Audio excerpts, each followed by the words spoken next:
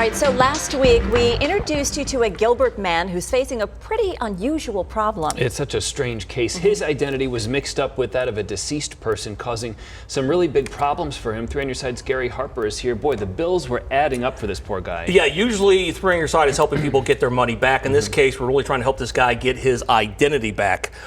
Because of this goof up, this Gilbert man is going through a lot. For example, he's getting the other guy's medical bills, and that guy's dead.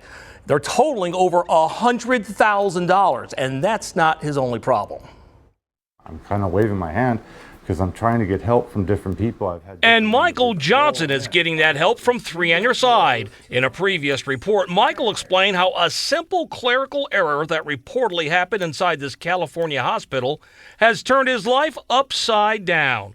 That's because a hospital staffer accidentally merged Michael Johnson's identity with another man named Michael John, who eventually died at the hospital. They mistakenly used his name, his birth date, and put it onto my Medicare, specifically, information at the hospital, so that my Medicare and my insurance kind of took over his costs. As a result, this Gilbert man is getting a stack of bills totaling more than $100,000, bills that actually belong to the deceased person. 3 on Your Side got involved, and St. Francis Medical Center in California tells us our Patient Financial Services Department was able to identify the discrepancy and has reached out to Social Security to report the issue.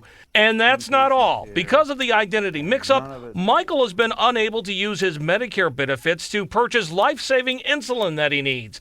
But with 3 on Your Side's help, that also is on its way to being resolved. CVS tells us we are now working with Mr. Johnson's primary prescription insurance provider to try to resolve this issue. This is all certainly great news for Michael, who has been paying out of pocket for meds that he simply can't afford. I'm overdue for my insulins, which are very necessary for me to function on a daily basis, or I'm going to end up very sick, if not deceased myself.